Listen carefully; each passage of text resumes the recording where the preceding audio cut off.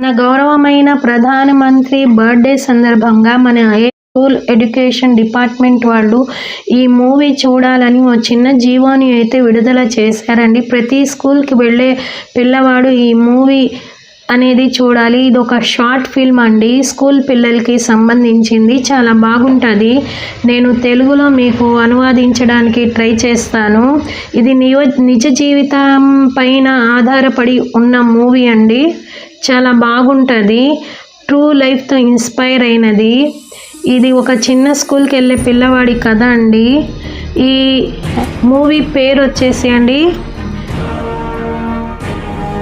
చలో జీతే హై. ఈ మూవీ పేరు వచ్చేసి చలో జీతే హై. ఈ కథ ఒక చిన్న పిల్లోడితో స్టార్ట్ అవుతుందండి. వాడు కొండపైన ఉన్న ఒక రాయి పైన చదువుకున్న విషయాలు రాస్తూ ఉంటాడు. ఈ అబ్బాయి పేరే నరు. ఇంతలో పక్క నుంచి పెద్ద వాయిస్ వస్తూ ఉంటాడు. అది వీడు పెద్ద అన్నయ్య కూడా సిస్టర్ కేకలు పెడుతూ ఉంటారు. చీకటి పడుతుంది, రా ఎక్కడున్నావు నరు ఎక్కడున్నావు అని వీళ్ళు పిలుస్తూ ఉంటారు. అమ్మ పిలుస్తుంది, రా అన్నయ్య లేట్ అవుతుంది రా అని అమ్మాయి పిలుస్తూ ఉంటుంది. అది విని ఆ అబ్బాయి నేను వస్తున్నాను, ఆగండి, వెయిట్ చేయండి, వస్తున్నాను అని పరిగెత్తి రా సిస్టర్ రా వెళ్దాం, వాడు వస్తున్నాడు. ముగ్గురు కలిసి బయలుదేరతారండి. సేవా ఎంత చీకటి పడిందో అని అన్నయ్య చెప్తాడు. వాళ్ళ అన్నయ్యతో ఒక డౌట్ అడుగుతాడండి. ఏంటన్నయ్య, సూర్యుడు ఇక్కడ నుంచి బయలుదేరి నిన్నగా అమెరికా వెళ్ళిపోతాడంట కదా అని. వాడు అన్నయ్య చెప్తాడు, వెళ్ళి నువ్వు వాడినే అడుగు అని నవ్వుకుంటూ ముగ్గురు వెళ్ళిపోతారు. అమ్మ అన్నం కూర వండుతూ ఉంటుంది. ఇంతలో అక్కడ ఉన్న బుడ్డోడు ఏడుస్తుంటే వాడిని పిలిచి నువ్వు బాగా ఉయ్యాలని ఊపు, ఏడుస్తున్నాడు అని చెప్పిద్ది మమ్మీ. దాని తర్వాత ఈ చిన్నపిల్ల అమ్మ నా బిస్కెట్ తినేస్తున్నాడు అని చెప్పిద్ది తమ్ముడు పైన. ఏమవుదులే, నీకు రేపు ఇంకో బిస్కెట్ తీసుకొని వచ్చి ఇస్తాను, పొద్దున్నే ఆవుకి బిస్కెట్ పెట్టాను రాజశేఖరరావుకి అంటే ఆ పిల్లవాడు అంటారు రాజశేఖరరావు బిస్కెట్ తినిద్దా ఏంటి అని అడుగుతాడు. అయితే ఇంతలో ఆ పిల్లోడు ఏడుస్తూ ఉంటే ఇంకా మమ్మీ గట్టిగా చెప్పిద్ది బాగా ఉయ్యాలా అని. ఈ పిల్లవాడు బస్ వహీ జీతే హే జో దూసరో కే లియే జీతే హే అనే ఒక బుక్లో ఉన్న లైన్ చదువుతాడు. లైన్ చదివిన తర్వాత వీడి మైండ్లో ఒక డౌట్ వచ్చింది. ఆ డౌట్ వాళ్ళ మమ్మీతో అడుగుతాడు, అమ్మ నువ్వైతే అందరి కోసం జీవిస్తున్నావు, మళ్ళీ నేను ఎవరి కోసం జీవించాలి అని అడుగుతాడు. అప్పుడు ఇంతలో వాళ్ళ డాడీ వస్తాడు. ఆ డాడీ వచ్చినప్పుడు వెళ్ళి మీ నాన్నని అడుగుపో అని చెప్పిద్ది మమ్మీ. రాగానే వాళ్ళ నాన్న నరుని అరుస్తారు, ఎందుకురా నువ్వు స్టేషన్కి రాలేదు అని. నరేంద్ర వాళ్ళ డాడీ ఇంటికి రాగానే నరేంద్ర పైన అరుస్తాడు, ఎందుకురా నువ్వు స్టేషన్కి రాలేదు ఈరోజు అని. అబ్బాయి మమ్మీతో చెప్తాడు, అమ్మ నా పేరు నరేంద్ర కాదు నరేంద్ర అని పిలవమని చెప్తారు. నరేంద్ర అంటే ఎప్పటికీ ఓడిపోరు, బాగుంటుందమ్మా అలా పిలవమని చెప్పని అంటారు. ఇద్దరు వాడు బుక్ చూసుకుంటూ ఉంటారు. ఇంతలో వాళ్ళ నాన్న ఏమో అన్నం తొందరగా వండు, ఆకలి అవుతుంది, ఏంటి ఇల్లంతా పొగగా ఉంది అంటే అప్పుడు నువ్వు తీసుకుని వచ్చిన తడి కర్రల వల్లనే ఇలా అవుతుంది, అవి బరువులో కూడా ఎక్కువగా ఉంటాయి కదా, ఎప్పుడైనా డ్రై కర్రలే తీసుకొని రావాలి అని చెప్తుంది అమ్మ.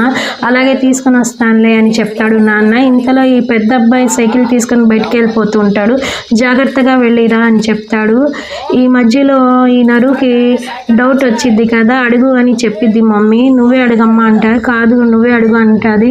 అయితే ఈ పిల్లవాడు డౌట్ అడుగుతాడు డాడీతో, ఒక డౌట్ ఉంది నన్ను చెప్తా ఏంటంటే ఇప్పుడు అవసరం లేదు, నేను లెక్కలు వేసుకోవాలి, రేపు వెళ్ళి నీ స్కూల్ టీచర్తో అడుగు, ఆయన కరెక్ట్ సమాధానం ఇస్తారు అంటే ఓకే డాడీ నేను రేపు స్కూల్లో టీచర్తోనే అడుగుతాను తలకాయ ఊపి ఓకే అంటాడు. నెక్స్ట్ డే మార్నింగ్ ఏమో స్కూల్కి వెళ్తారు వీళ్ళు.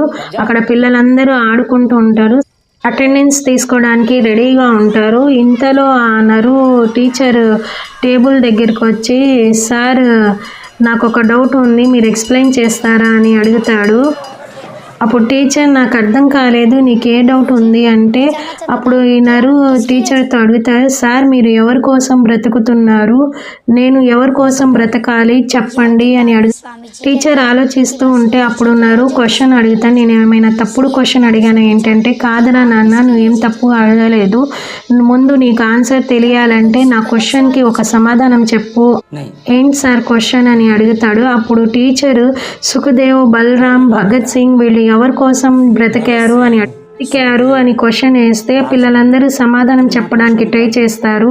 ఇప్పుడు టీచర్ నరుకి అడిగితే నరు సమాధానం ఇలా చెప్తాడు, వాళ్ళందరూ మన దేశం కోసం ప్రాణాలను త్యాగం చేశారు, ఫ్రీడమ్ ఫైటర్స్ అని ఆన్సర్ చెప్తాడు నరు నీకు అర్థమైంది అనుకుంటా, వాళ్ళందరూ దేశం కోసం ఇతరుల కోసం వాళ్ళ ప్రాణాలని త్యాగం చేశారు. అప్పుడు ప్రాణాలు త్యాగం చేశారు కానీ నిజంగా వాళ్ళందరూ బ్రతికే ఉన్నారు మన అందరూ హృదయాల్లో, వాళ్ళకి నిజంగా చావు అనేది ఉండదు. నీకు అర్థమైంది అనుకుంటా, వెళ్ళి కూర్చొని చదువుకోనరు అని టీచర్ ఆ పిల్లవాడిని పంపించేస్తారు. అయినా వీడి క్వశ్చన్కి సమాధానం కరెక్ట్గా దొరకక వాడు ఆలోచిస్తూనే ఉంటాడు. టీచర్ అటెండెన్స్ తీసుకుంటారు, క్లాస్లో అందరికీ పిలుస్తూ ఉంటారు. ఈ అబ్బాయి కాలర్ సరిగ్గా లేకపోతే టీచర్ అరుస్తారు, కాలర్ సరిగ్గా చేయరా అని. సూకి అని పిలుస్తారు. అయితే వాడు ఆబ్సెంట్ అని పిల్లలందరూ చెప్తారు. ఎందుకు ఆబ్సెంట్ అయ్యాడు అని టీచర్ ఆలోచిస్తూ నరు వైపు చూస్తారు. అప్పుడు నరు ఏదో ఒకటి ఆలోచిస్తూ ఉంటే, ఏంట్రా ఎల్లప్పుడూ ఆలోచిస్తూనే ఉంటావు, క్లాస్లో ఉన్నావా లేదా అని అడుగుతారు. నీకు స్టేషన్లో హరీష్ సూకి అమ్మ కనబడితే హరీష్ సూకి స్కూల్కి పంపించమని అడుగు అంటే, ఓకే సార్ నేను అడుగుతాను అని చెప్తాడు. కట్ చేస్తే రైల్వే స్టేషన్లో ఒక పోలీస్ అయిన ట్రైన్ దిగి బయటకు వస్తూ ఉంటారు. ఇంతలో ఇక్కడ ఒక టీసీ నరు వాళ్ళ డాడీ అమ్మే టీ స్టాల్లో నరు వాళ్ళ డాడీకి టీ పంపించమని గట్టిగా అడుగుతారు. అప్పుడు నరు వాళ్ళ డాడీ టీ తయారు చేసి అక్కడ పనిచేసే చేతిలో పెట్టి ఆ టీసీకి ఇవ్వమని నరుకి పంపిస్తారు. అప్పుడు నరు టీసీ దగ్గరికి వచ్చి, సార్ మీకు ఒక క్వశ్చన్ అడుగుతా ఆన్సర్ చెప్తారా ఏంటి అంటే, అడుగు అని అతని వైపు చూస్తారు. సార్ నేను ఎవరి కోసం బ్రతకాలి, మీరు ఎవరి కోసం బ్రతుకుతున్నారు అని సేమ్ క్వశ్చన్ వేస్తాడు. ఇప్పుడు క్వశ్చన్కి ఆన్సర్ ఏం చెప్పాలి అనేది అర్థం కాక ఆ టీసీ గట్టిగా నవ్వుకుంటూ వెళ్ళవయ్యా వెళ్ళు అని అక్కడి నుంచి నరుకి పంపించేస్తాడు. సీన్ కట్ చేస్తే హరీష్ వాళ్ళ మమ్మీ సిస్టర్ టీ తాగుతూ ఉంటారు. ఇంతలో నరేంద్ర వచ్చి స్కూల్లో, సార్ నీకు స్కూల్ రమ్మని చెప్తున్నారు, పిలుస్తున్నారు, ఆంటీ స్కూల్ పంపించండి అని అంటాడు. వాళ్ళ మమ్మీ నరేంద్ర వైపు సీరియస్గా చూసి, వీడు కూడా నీకు ఎగతాళి చేస్తాడా ఏంట్రా అని అడుగుతుంది. అప్పుడు వాడు కాదమ్మా అని అంటాడు.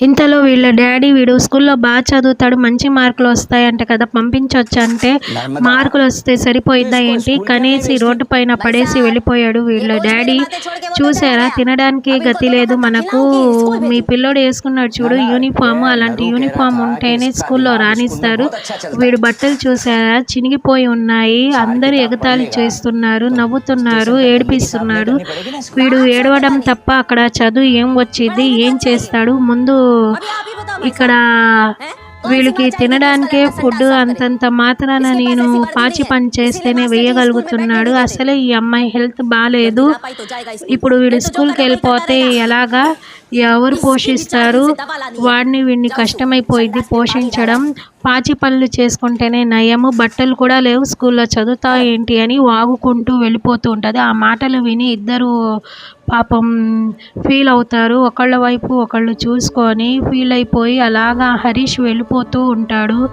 అప్పుడు నరేంద్ర ఏం చెయ్యాలి అనేది అర్థం అవ్వక చాలా బాధపడతాడు. వాళ్ళ ఫ్రెండ్ వైపుకే వెళ్తూ ఉంటాడు వెనకాలే పిలవాలి అని, కానీ పిలవలేని పరిస్థితి, వాళ్ళ మమ్మీ తిట్టింది కదా ఏం చదువుతాడు అని, చక్కగా మంచి మార్కులు వస్తాయి, స్కూల్లో ఫస్ట్ ర్యాంకర్గా ఉంటాడు, కానీ ఏమో బట్టలు లేని వలన వాళ్ళ డాడీ పోషించే ఆయన లేని వలన అతనికి చదువు దొరకలేదు, ఇంకా వీడి జీవితం ఇంతేనా అని బాధపడుతూ హరీష్ వెనకాలే ఈ నరేంద్ర వెళ్తూ అతని బట్టలని చూస్తూ ఫీల్ అవుతూ ఉంటాడు. ఏం చెయ్యలేని పరిస్థితి, చాలా మనసులో ఇంతలో బాధపడుతూ ఉంటాడు. ఆ చినిగిపోయిన బట్టల్ని చూసి ఫ్రెండ్కి ఏం చేయాలి, ఎలా సహాయం చేయాలి అనేది చూస్తూ ఉండిపోతాడు. కట్ చేస్తే నైట్ అవుతుంది. నరేంద్ర కూడా వాళ్ళ డాడీ ఇద్దరు కలిసి వెళ్తూ ఉంటారు. అప్పుడు నరేంద్ర డాడీతో ఒక క్వశ్చన్ వేస్తాడు. డాడీ, నువ్వు వాళ్ళకి ఫ్రీ టీ పాలు ఇస్తావు కదా అంటే, ముందు నువ్వు కేట్లీ సరిగ్గా పట్టుకోరా, పాలున్నాయి పడిపోతాయి, రా చీకటి పడుతుంది అని ఆయన గట్టిగా అరుస్తాడు. కలిసి ఇంటికి రీచ్ అయిపోతారు. ఇంటికి రాగానే మళ్ళీ అదే క్వశ్చన్ వేస్తాడు. డాడీ నువ్వు ఎవరి కోసం బ్రతుకుతున్నావు అని క్వశ్చన్ వేస్తాడు. వెళ్ళగానే మళ్ళీ నరేంద్ర అదే క్వశ్చన్ అడుగుతాడు వాళ్ళ డాడీతో, నువ్వు ఎవరి కోసం బ్రతుకుతున్నావు డాడీ అని. అయితే వాళ్ళ డాడీ కోపంగా చూస్తాడు. వాళ్ళ మమ్మీ కూడా ఆశ్చర్యంగా చూసిద్ది. దాని తర్వాత వాళ్ళ డాడీ ఎండిపోయిన కర్రలే తీసుకొని వచ్చాను అని లోపలికి వెళ్ళిపోతాడు. వాళ్ళ మమ్మీ ఏమో ఏంటి వీడు ఆ క్వశ్చన్ అడుగుతున్నాడు మాటకి అని నవ్వుకుంటుంది. ఇంతలో సీన్ కట్ చేస్తే వాళ్ళ అన్నయ్య వీళ్ళిద్దరూ నిద్రపోతారు. అప్పుడు వాళ్ళ అన్నయ్య నరేంద్రకి అరే ల్యాంప్ ఆఫ్ చెయ్యరా అని అడుగుతాడు. అప్పుడు నరేంద్ర వాడు ల్యాంప్ గురించి ఇలా చెప్తాడు. ఈ ల్యాంప్ అయినా మన కోసం బ్రతుకుతుంది, మనకు వెలుతురుని ఇస్తుంది, కానీ నేను ఎవరి కోసం బ్రతుకుతున్నాను నాకు ఎవరు ఆన్సర్ చెప్పట్లేదు అని ఆ ల్యాంప్ పవర్ని స్లో చేసి అలాగే నిద్రపోతారు. సీన్ కట్ చేస్తే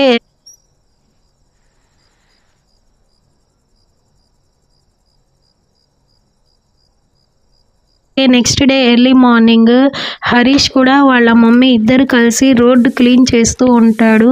వాళ్ళ మమ్మీ రోడ్డు ఊడుస్తూ ఉంటుంది. హరీష్ ఏమో అక్కడ ఉన్న చెత్తని ఎత్తడానికి ట్రై చేస్తూ ఉంటాడు. అయితే ఆ చెత్త కుప్పలో వాడికి ఒక పెన్ దొరికిద్ది. ఆ పెన్ తీసుకొని వాడు పెన్ వైపు అలాగే నవ్వుతూ చూస్తూ ఉంటాడు. ఇది కూడా వాళ్ళ మమ్మీ గమనిస్తూ ఉంటుంది. క్యాప్ ఓపెన్ చేయగానే దాంట్లో ఏం కనబడదు, రీఫిల్.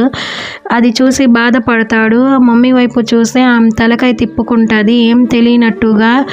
ఆ పెన్లో రీఫిల్ లేదు, నాకు అలాగే చదువు లేదు అన్నట్టుగా బాధపడుతూ ఉంటాడు. స్కూల్లో టీచర్ మళ్ళీ అటెండెన్స్ వేసుకుంటూ ఉంటారు. అయితే అటెండెన్స్ వేస్తున్నప్పుడు హరీష్ ఆబ్సెంట్ అయ్యాడు, నువ్వు చెప్పలేదా ఏంటి అని టీచర్ అడుగుతాడు. అప్పుడు హరీష్ చెప్పాడు, నేను చెప్పాను సార్, అతని దగ్గర బట్టలు లేదంట సార్ అందుకే ఆబ్సెంట్ అవుతున్నాడు అని చెప్తాడు. అందరూ నరేంద్ర వైపు అలాగే చూస్తూనే ఉంటాడు. అప్పుడు నరేంద్రకి హరీష్ చినిగిపోయి వేసుకొని ఉన్న బట్టల సీను గుర్తుకొచ్చిద్ది. అది గుర్తు తెచ్చుకుంటూ బాధపడుతూ ఉంటాడు. ఇంతలో టీచర్ పిలవగానే, ఏంట్రా నువ్వు ఎల్లప్పుడూ ఏదో ఒకటి ఆలోచిస్తూ ఉంటావు, అటెండెన్స్ పిలుస్తున్నా కూడా సమాధానం చెప్పవు ఏంటి, ప్రెజెంట్ చెప్పవు ఏంటి అని అరుస్తాడు. కట్ చేస్తే నెక్స్ట్ డే రిచెస్ట్ ఫ్యామిలీని చూపిస్తారండి. అక్కడ ఒక ఆమె చేతిలో గిన్నె పట్టుకొని ఆ ఎంగిల్ గిన్నెని తీసుకొని వచ్చి అక్కడ అంట్లు తోమే ఆమె దగ్గర పెట్టిద్ది. అంట్లు తోమే ఆమె ఎవరు కాదండి, నరేంద్ర వాళ్ళ మమ్మీయే. ఆ నరేంద్ర వాళ్ళ మమ్మీ కూడా నరేంద్ర ఒకళ్ళ వైపు ఒకళ్ళు అలాగే చూసుకుంటుంటారు. ఇంతలో హరీష్ వాళ్ళ సిస్టర్ అటువైపు వెళ్ళడం గమనిస్తారు. అయితే నరేంద్ర హరీష్ వెనకాలే వెళ్తారు వాళ్ళిద్దరు ఏం చేస్తున్నారు అని గమనించడానికి. అయితే హరీష్ కూడా వాళ్ళ సిస్టర్ ఒక ఇంటి దగ్గర గుమ్మం దగ్గర ఆగి అన్నం ఉంటే ఇవ్వండి అని అడుక్కుంటారు. అయితే ఒక ఆవిడ తీసుకొని వచ్చి అన్నం పెట్టిద్ది. ఆ అన్నం తీసుకొని హరీష్ వాళ్ళ సిస్టర్ తింటూ ఉంటారండి. అది నరేంద్ర గమనిస్తాడు. గమనించినప్పుడు వాళ్ళు అలాగా ఫుడ్ తినడం అడుక్కొని అనేది వాళ్ళని చూసి చాలా బాధపడతాడు, ఇబ్బంది పడతాడు, ఏడుస్తూ ఉంటాడు లోపల. ఏం చేయలేక ఒక చక్కగా మంచిగా చదివే పిల్లోడు బట్టలు లేని కారణంగా వాళ్ళకి జీవించే స్తోమత లేని కారణంగా స్కూల్కి రాకుండా మానేసి ఇలా అడుక్కుంటూ జీవిస్తూ ఉన్నాడు. వీడి పరిస్థితి ఇంకా ఇంతేనా, వీడు ఇంకా స్కూల్కి రాడా ఏంటి అని ఆలోచిస్తూ అలాగే ఒక రోజు మొత్తం ఏడుస్తూ గడిపేస్తాడండి. సీన్ కట్ చేస్తే నెక్స్ట్ డే మార్నింగ్ ఈ నరేంద్ర వాళ్ళ టీచర్తో అడుగుతారు, సార్ యూనిఫామ్ ఉంటేనే నా స్కూల్కి రావాలి, యూనిఫామ్ లేకపోతే స్కూల్కి వచ్చి చదువుకోలేమా ఏంటి అని క్వశ్చన్ వేస్తే అప్పుడు వాళ్ళ టీచరు వాడికి ఇలా సమాధానం, అందరూ సమానమే అంటే ఒక చిన్న విషయం కాదు నాన్న, యూనిఫామ్ అంటే ఈక్వాలిటీని చూపించిద్ది. ఉన్న చోట ఎక్కడైనా ఒక చిన్న తేడా కనబడినా కూడా అది చిన్న తేడాగా ఉండదు, పెద్ద విభేదంగా మారిపోయిద్ది. విభేదం వల్ల పెద్ద నష్టాలు కూడా జరగడానికి ఛాన్సెస్ ఉంటాయిరా నాన్న.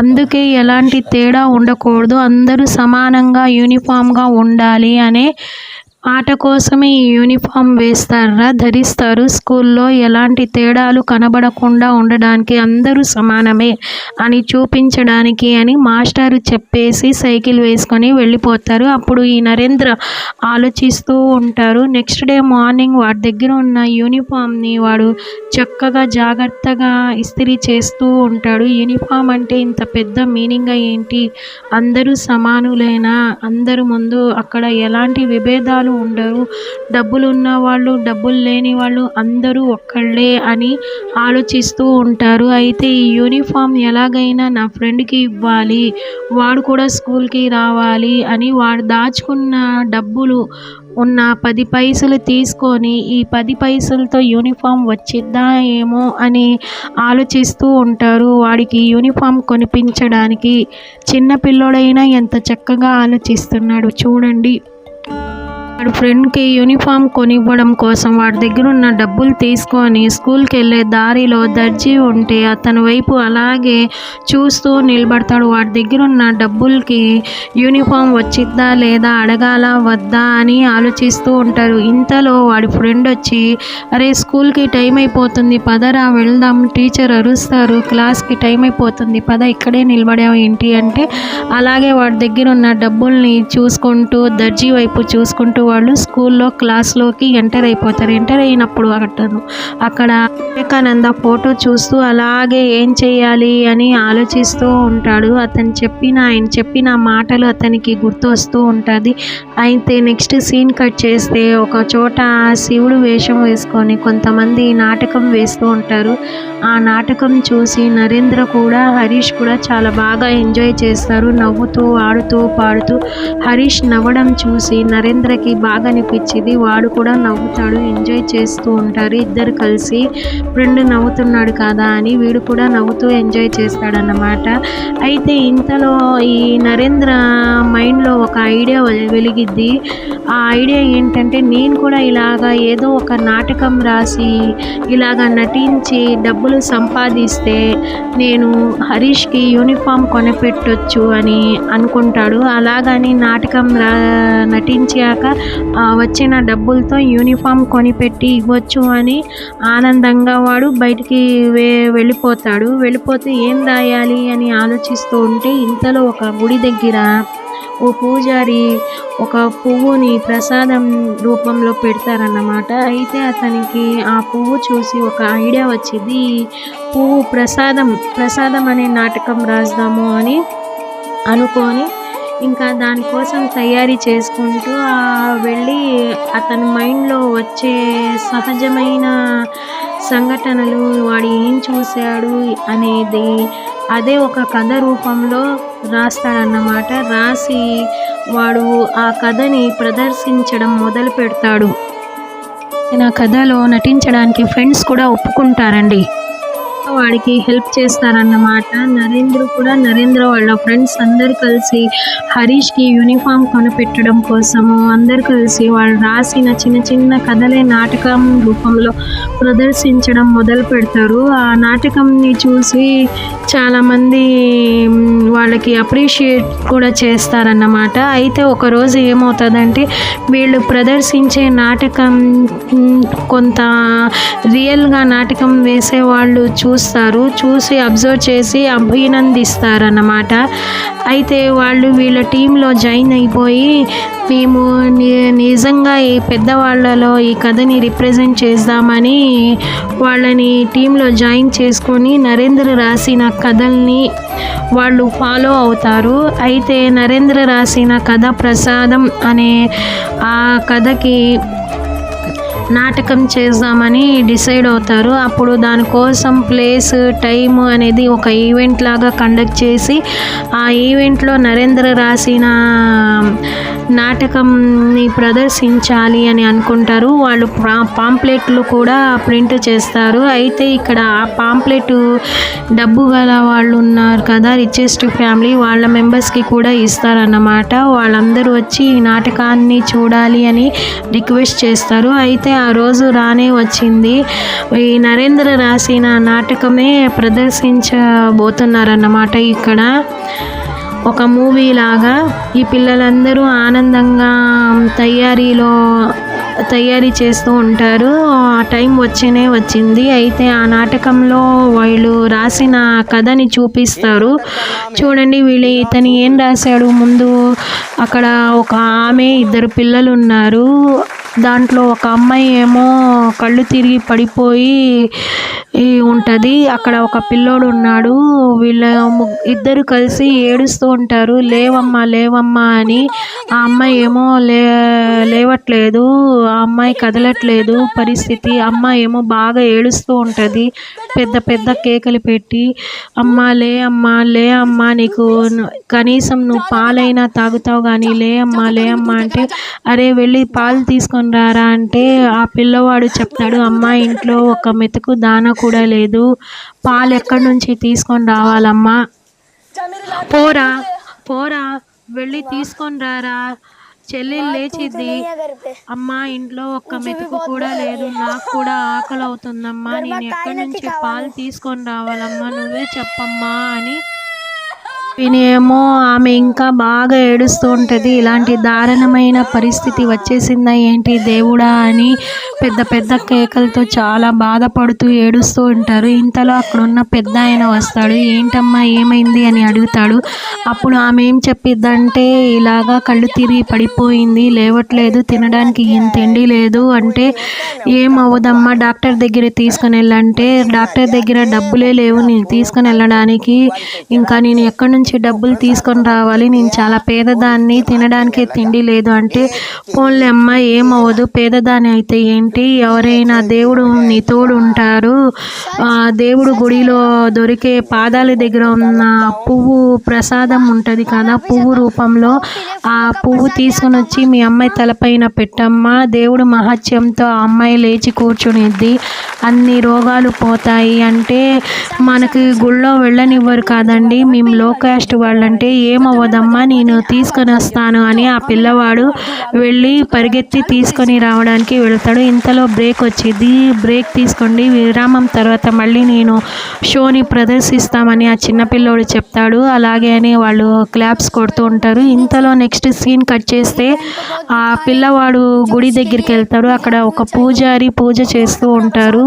అక్కడికి వెళ్ళి, పూజారి గారు మా సిస్టర్ హెల్త్ బాగాలేదు, దేవుడి దగ్గర కాళ్ళ దగ్గర ఉన్న పువ్వు ప్రసాదం రూపంలో నాకు ఇవ్వండి, మీ కాళ్ళు పెట్టుకుంటానని ఏడుస్తాడు. అప్పుడు ఆ పూజారి, వీడిని ఎవరు లోపల రానిచ్చాడు, అసలు అంటు రాని వాళ్ళు వీళ్ళు, లో కాస్ట్ వాళ్ళు లోపల రానివ్వకూడదు అని అంటారు. కాదు పూజారి గారు, చచ్చిపోయినలాగుంది నా సిస్టరు, మీరు ఎలాగైనా హెల్ప్ చేయాలంటే ఆ పూజారి కాళ్ళతో కొడతారు. అసలు నువ్వు నాకు ఎందుకు ముట్టుకున్నావురా, నేను మైలైపోయాను, ఈ గుడి మొత్తం మైలైపోయింది, శుద్ధి చెయ్యండి అని వాళ్ళని పూజారి గట్టిగా అరిస్తే, అప్పుడు ఆ పూజారి నిజంగా ఫీల్ అవుతారు, నిజంగా ఇలా చేయడం తప్పు కదా అని. అయితే వీళ్ళందరూ కలిసి కొడతారు. అయినప్పటికీ కూడా ఇక్కడ ఇంతలో సీన్ కట్ చేస్తే ఏమవుతుందంటే, ఇక్కడ బాగా దెబ్బలు తినైనా వాడు పువ్వు తీసుకొని వస్తారు. ఇంతలో ఇక్కడ ఈ అమ్మాయి చచ్చిపోయి ఉంటుంది. ఇప్పుడు పువ్వు తీసుకొని వచ్చావా ఏంటి అని అందరు కలిసి ఇంకా ఏడుస్తారు, పిల్ల లేవదు కదా అని. అక్కడికి ఆ డ్రామా ఫినిష్ అయిపోయిద్ది. ఇంకా ఫినిష్ అయిపోయాక అందరూ అలాగే చూస్తూ ఉండిపోతారు. ఆలోచిస్తూ కూర్చుంటున్నారు. నిజంగా ఇలాగా జరిగితే ఏమవుతుంది అని అందరూ బాధపడుతూ ఉంటారు. అప్పుడు వాళ్ళంతటా వాళ్ళే డిసైడ్ చేసుకుంటారు ఇలా చేయడం తప్పు కాదా అని. ఇంకా అలాగా వాళ్ళకి ఒక లెసన్ అనేది, ఒక మోరల్ అనేది అందింది ఈ నాటకం ద్వారా అని అందరూ ఫీల్ అయ్యి అలా చేయకూడదు అని క్లాప్స్ కొట్టి ఇంకా వాళ్ళని అభినందించి, అతను పెద్ద మనిషి రిచెస్ట్ మ్యాన్ అతని హృదయం కరిగి అతను ఒక మోరల్ నేర్చుకున్న ఇంత మంచి విషయము సమాజంలో తెలియజేశాడు ఈ చిన్న పిల్లవాడైనా కానివ్వండి అనే విషయాన్ని అభినందిస్తూ అతని దగ్గర ఉన్న 20 రూపాయలు క్యాష్ ప్రైజ్ రూపంలో ఆ నరేంద్రకి అందిస్తాడన్నమాట. అయితే ఆ 20 రూపీస్ తీసుకొని నరేంద్ర చాలా ఆనందంగా ఫీల్ అవుతాడు. నువ్వు బాగా జీవించయ్యా అని ఆశీర్వదిస్తారు, నువ్వు పెద్ద గొప్పవాడు అవుతావు అని. అది విని నరేంద్ర చాలా ఆనందపడతారు. చుట్టుపక్కల ఫ్రెండ్స్ వాళ్ళందరూ నరేంద్రకి అభినందిస్తారు. అయితే ఇక్కడ మనం నేర్చుకోవాల్సింది ఏంటంటే ఈ చిన్న పిల్లవాడు ఒక ఫ్రెండ్ కోసం, ఫ్రెండ్ పరిస్థితి గురించి ఆలోచించి ఫ్రెండ్ని ఎలాగా హెల్ప్ చేయాలి, అతని ఎలా స్కూల్కి రప్పించాలి, ఎక్కిరించకుండా వాడు పేదవాడే, లో క్యాస్ట్ వాడే కానీ వాడికి కూడా చదువుకునే హక్కు ఉంది, వాడు కూడా యూనిఫామ్గా బ్రతకాలి అని ఆలోచించి వాడు హెల్ప్ చేశారు. నెక్స్ట్ డే ఏంటంటే అటెండెన్స్ తీసుకుంటూ ఉంటారు. అయితే ఇక్కడ మళ్ళీ పేర్లు పిలుస్తారన్నమాట. ఇంకా హరీష్ రాలేదేంటి ఈరోజు కూడా అని అనుకుంటూ ఉంటాడు. ఇంతలో హరీష్ ఫాస్ట్గా పరిగెత్తుకుంటూ స్కూల్ గుమ్మాన్ని తొక్కుతాడు. మళ్ళీ స్కూల్లో క్లాసులో రీఎంటర్ అవుతాడు. రీఎంటర్ అయ్యాక క్లాసులో సార్ నేను ప్రెజెంట్ సార్ అని చెప్తాడు. అప్పుడు సార్ కళ్ళల్లో ఒక వెలుగు వెలిగిద్ది. హరీష్ వచ్చేసాడు, పిల్లలందరూ నవ్వుతారు హరీష్ వచ్చేసాడు అని ఆనందంతో. అందరు కేకలు పెడతారు. సార్ కూడా అది చూసి చాలా బాగా ఆనందిస్తాడు. అరే లేట్ అయినా పర్వాలేదు, నువ్వు కరెక్ట్ మార్గానికే వచ్చావు, నువ్వు రా, వెల్కమ్ అని వెల్కమ్ ఆదరిస్తూ వాడికి క్లాసులో లోపల అలౌ చేస్తారన్నమాట. హరీష్ని చూసి చాలా ఆనందిస్తారు. లేట్గా వచ్చిన కరెక్ట్ మార్గానికే వచ్చావు, రావయ్యా లోపలికి రా అని ఆనందంగా పిలుస్తాడు. అప్పుడు హరీష్ లోపలికి వెళ్ళి సార్కి విష్ చేసి నువ్వు వెళ్ళి అక్కడ కూర్చోరా అని టీచర్ చెప్తారు. అప్పుడు ఆనందంతో హరీష్ ఏమో అందరు ఫ్రెండ్స్ వైపు చూస్తూ అలాగే నరేంద్ర వైపు అలాగే చూస్తూ కూర్చుంటాడు. చూడండి అతను బుక్ తీసి కూడా నరేంద్ర వైపే చూస్తూ ఉంటాడు. ఇక్కడ చూడండి మనం నేర్చుకోవాల్సిన విషయం ఏంటంటే అన్ని దానాల కన్నా విద్యాదానం అనేది చాలా గొప్పది అని ఒక స్లోగన్ ఉందండి. అది మనకు వివేకానంద గారే చెప్పారన్నమాట. ఆ స్లోగన్ ఈ మూవీ రెండు రిలేటివ్గా ఉన్నాయి. ఇద్దరు ఎంత ఆనందంగా ఉన్నారు చూడండి. మనం ఒక మోరల్ అయితే నేర్చుకోవాలండి. ఏంటంటే ఒకటి వచ్చేసి మనకు యూనిఫామిటీ అంటే యూనిఫామ్, ఈక్వాలిటీ, అందరూ ఒక్కళ్ళే, ఇక్కడ ఎలాంటి తేడాలు అనేవి లేవు. డబ్బులు ఉన్న వాళ్ళు కూడా, పేదవాళ్ళు కూడా, హయ్యర్ క్యాస్ట్ వాళ్ళు కూడా, లోయర్ క్యాస్ట్ వాళ్ళు కూడా అందరూ ఒకటే, సమానమే. యూనిఫామ్ అనేది మనకు ఈక్వాలిటీని చూపించే పెద్ద విషయం అండి, చిన్న విషయం కాదు అనే మోరలే. కాబట్టి ఇలా ఇక్కడ మనకు ఎలాంటి డిఫరెన్సెస్ ఉండకూడదు. ఈ మూవీ మోరల్ని ఫాలో అయితే బెటర్ అని నా ఉద్దేశం. ఇలాంటి మంచి మూవీ తయారు చేసినందుకు ధన్యవాదాలండి. మనం ఆ మోరల్ని ఫాలో అవ్వాలండి. అందరికీ రెస్పెక్ట్ ఇచ్చుకోవాలి. అందరూ ఒకళ్ళకొకళ్ళు రెస్పెక్ట్ ఇచ్చుకుంటేనే మనకు ఈ దేశంలో పీస్ కలిగి ఉంటుంది. అలాగే ఈ దేశము డెవలప్మెంట్ అనేది కూడా దానిపైనే డిపెండ్ అయి ఉంటుందండి. అందరూ కలిసిమెలిసి మనము ఈ దేశాన్ని ముందు వైపుకి తీసుకొని వెళ్ళాలి. అదే పని మా పూర్వజికులు అంటే ఎవరు, నేతలు గాంధీజీ, నెహ్రూ, అంబేద్కర్, డాక్టర్ జాకిర్ హుసేన్, అబ్దుల్ కలాం ఇలాంటి పెద్దవాళ్ళు చేశారు. వాళ్ళు చనిపోయినప్పటికీ కూడా వాళ్ళు చేసే పనులన్నీ మన మనసులోనే అలాగే ఉండిపోయాయండి. వాళ్ళు ఎల్లప్పుడూ మన తోడే ఉంటారు. వీళ్ళందరూ ఎవరెవరైతే వాళ్ళ ప్రాణాలు దేశం కోసం అర్పించారో, దేశ కోసం, అభివృద్ధి కోసం త్యాగం చేశారో వాళ్ళందరూ గొప్పవాళ్ళండి. వాళ్ళు కలకాలం జీవించే వాళ్ళండి. వీళ్ళందరూ సమాజం కోసం, దేశం కోసం జీవించేవాళ్ళు. జీవించాలి అంటే సమాజం కోసం, దేశ అభివృద్ధి కోసం, దాని రెస్పెక్ట్ని కాపాడుకోవడం కోసం జీవించాలి అనే ఒక పెద్ద మోరలు మనకు ఈ మూవీ ద్వారా, ఈ చిన్న పిల్లోడు ద్వారా తెలుస్తుంది. ఇది మూవీ కాదండి, సహజంగా రియల్గా జరిగిన స్టోరీయే. కాబట్టి ఈ స్టోరీని రిప్రజెంట్ చేస్తూ స్కూల్ పిల్లల్ని చూపించడం కోసం మా ఏపీ గవర్నమెంట్ ఏం చేసిందంటే బర్త్డే గిఫ్ట్ లాగా మోదీ గారికి ఇది రిప్రజెంట్ చేసిందండి. ష్యూర్గా మనం ఫాలో అవుదాము. ఏమైనా ఎక్కడైనా నేను కొంచెం తప్పుగా అనువాదిస్తే కనుక క్షమించండి. గ్రామర్ దగ్గరే ఉంటుంది కానీ మీనింగ్ మొత్తం అదే. థ్యాంక్ యూ అండి. ఈ పిల్లవాడు రైస్ చేసిన క్వశ్చన్కి సమాధానం దొరికింది అని అనుకుంటాము. ఎవరి కోసం మేము బ్రతకాలి అనే క్వశ్చన్కి మాటకి క్వశ్చన్ చేస్తున్నాడు కదా, వాడికి సమాధానం దొరికింది అనుకుంటాం. మేము జీవించాలి ఇతరుల కోసము, అందరం కోసము, ఈ దేశం కోసం అని ఆన్సర్ అండి మెయిన్గా. సో ఈ మెయిన్ ఇక్కడ స్లోగన్ ఏంటంటే బస్ వహీ జీతే హై जो दूसरों के लिए जीते हैं, जन सेवा ही प्रभु सेवा है, महानता त्याग करने से ही आती है అనే ఈ స్లోగన్ స్వామి వివేకానంద గారి బుక్స్లో మనకు లభిస్తాయండి. దీనికి పర్ఫెక్ట్ మీనింగ్ రియల్గా జరిగిన ఈ స్టోరీయే నిదర్శనం అండి. Once again wish you happy birthday to our honourable respected PM Modi, Narendra Modi sir. Thank you sir.